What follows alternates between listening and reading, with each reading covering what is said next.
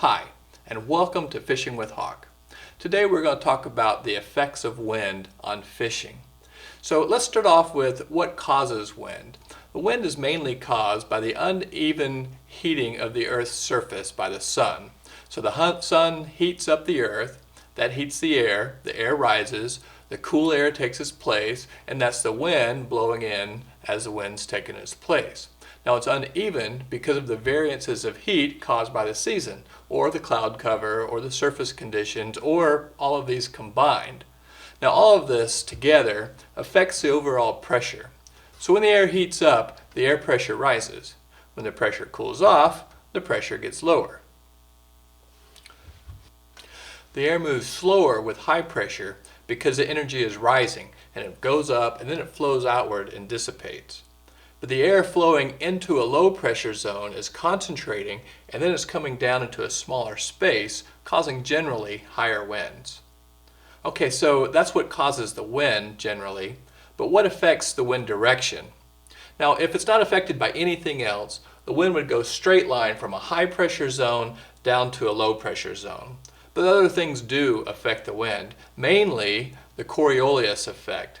Basically what that is that's the friction of the wind as it's moving across the Earth's surface while the Earth is rotating.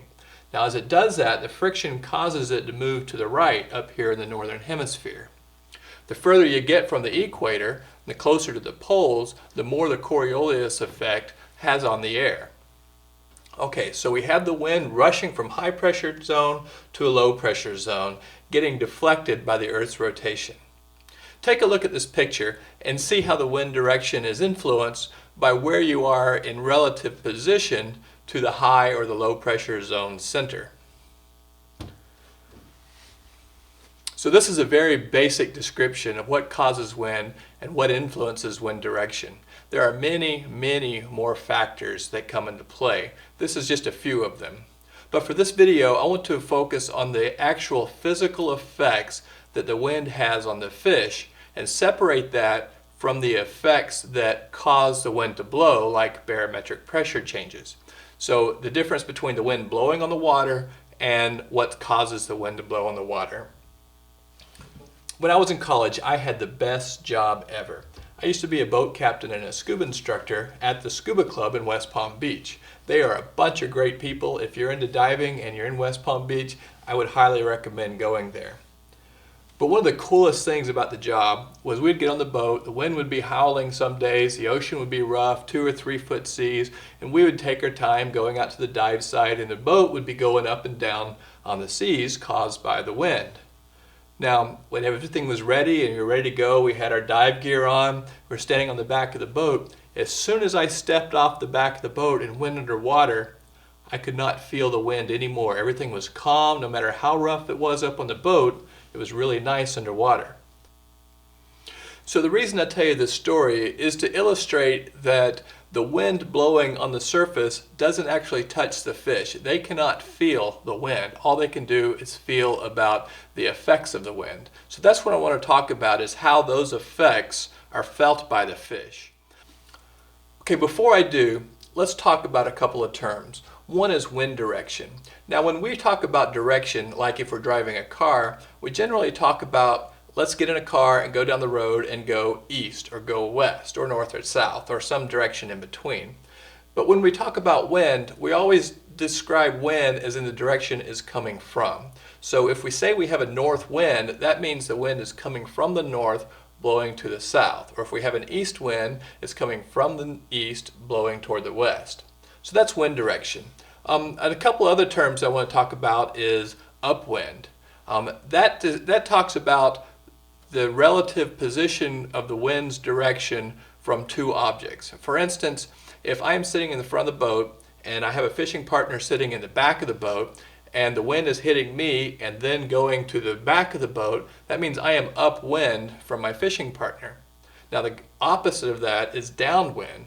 So if I'm in the front of the boat and the fishing partner is in the back of the boat and the wind is hitting my fishing partner and then hits me, then that means I am downwind of the fishing partner. Now, a word of advice: if you don't know what your fishing partner had for dinner last night, make sure you always stay upwind of your fishing partner. Okay, another term is leeward wind, and that has more to do with the side of an object of which the wind is not blowing on. For instance, if the wind is blowing across an island and then I am on the back side of the island, so the wind is hitting the island and then it's hitting me, I'm said to be on the leeward side of an island. The reason that's important is if you're in a big lake or out in the ocean and a storm comes up, you can, if you have an island close by or some big object, you can get on the leeward side of that so that the wind hits the island, then hits you, and maybe be buffered a little bit from the weather as the storm's passing by. Okay, so those are some wind terms to think about. Let's talk about what are the physical effects of the wind blowing or not blowing on top of the water. Okay, so one is it causes waves. Another one is those waves churn the water up and oxygenate the water. Another one is it creates color changes on the water. It also stirs up shallow water sometimes. It blows plankton around, and it can affect the water temperature. A couple other things is it may create currents in the water, and it can cause bass to do what I say, come out and play. Now the lack of wind has the opposite effects on these. One, it allows for smooth water. And a long period of hot and calm wind also can cause the oxygen level to decrease in the water. During those long times of calm wind, it can cause the plankton to dissipate across the top of the water, and it can cause the bass to feel more visible. Okay, so it's been my experience that at least some wind blowing around is good for fishing. Let's talk about each of these things and how they affect the fish. Okay, so first it causes waves. Now these waves do a couple of things for us. One, it creates ripples on top of the water. These ripples restrict the light, and it gives the fish a feeling of less vulnerability. They can't see as good, and we can't see as good, or they're predators. Another thing that it does is it oxygenates the water. This causes the fish to be more active, and they think straight, and they're more energetic, they get a good night's sleep. It also creates color changes in the water. Bass like to hang out near color changes. They may sit in one side or the other, the murky side or the clear side, and wait for a fish to swim by, and then they can pounce on it. So these color changes can be caused by the wind stirring up shallow waters. And when it stirs up these shallow waters, a lot of food may have fallen into that sand, and it stirs it up and gives the food more accessible again to the fish. And that wind blows the plankton around. Now as the plankton gets concentrated into an area, it attracts smaller fish that eats it. These smaller fish attract bigger fish that eats them, and the bigger fish attract bigger fish, and so on. It also can affect water temperature. Now the way it does this is by it blows the warmer water across the top of the lake, and as that gets stacked up somewhere on the lake, it has to be filled in by water from deeper in the lake that may be cooler. So fish like to be comfortable. So as that water gets stirred up and the right temperature for them gets moved around, they will move up and down in the water column. Another thing it does is it creates currents. Fish love currents. They typically face into the currents, waiting for food and other fish to come down the current or down the stream. It can also cause bass to come out and play. When the fish have more energy, less visibility, they feel safer, and more food is available to them, they venture out of their comfort zone and looking for available food.